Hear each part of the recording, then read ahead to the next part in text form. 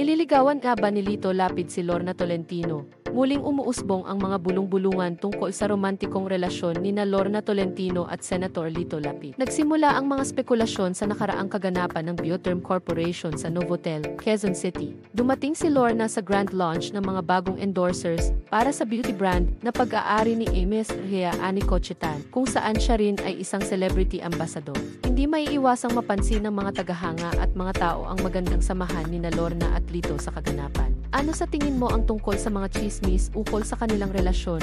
Tinutulan ng talent manager ni Lorna, si Mana Ilolit Solis, ang ideya ng pagkakaroon ng romansa sa pagitan ni Lorna at Lito. Bilang tugon sa mga chika na tila lumalalim ang kanilang relasyon, mula nang magkaroon sila ng love team sa hit series na Digit, Batang Quiapo, hindi pinansin ni Lorna ang mga akusasyon. Sinabi niya, ay naku, ewan ko kay na Ilolit, hayaan na natin ang nanay ko na nagpapahiwatig na hindi siya masyadong nag-aalala sa mga chismis. Ano sa tingin mo ang epekto ng pagkakasangkot ng mga talent manager sa personal na buhay ng kanilang mga alaga?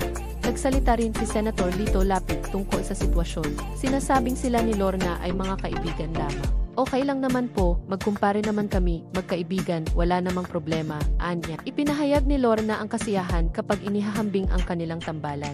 Nakilala bilang primanda sa iba pang sikat na yaong love teams tulad ng Katniel. Sa palagay mo, nakakadagdag ba ng pressure o saya ang mga paghahambing na ito sa kanilang mga karera? Nang tanungin tungkol sa pagtutol ni Mana Ilolit, pinagtanggol ni Lorna ang kanyang posisyon sa pagsasabing, okay lang din kung ayaw niya. Hindi naman siya yung involved. Dagdag pa niya, nagbiro na ang kanilang love team ay maaaring magbigay ng kasiyahan sa mga senior citizens. Gaano kahalaga para sa mga sikat na tao na panatilihing magaan ang kanilang pananaw sa mga chismis tungkol sa kanilang mga relasyon? Sa isang nakakagulat na pangyayari, nang subukan ni Mana Ilolit na interviewin si Lorna, nagbiro siyang umalis. Na sinasabing, ayoko na. Ang sandaling ito ay nag-iwan ng kuryosidad sa mga tao tungkol sa hinaharap ng kanilang sinasabing relasyon. Tulad ng sinabi ni Lorna, hindi ko naman tinutuldukan, wala naman akong sinabi. Sa ngayon, hindi pwede, hindi mo masasabi yung future.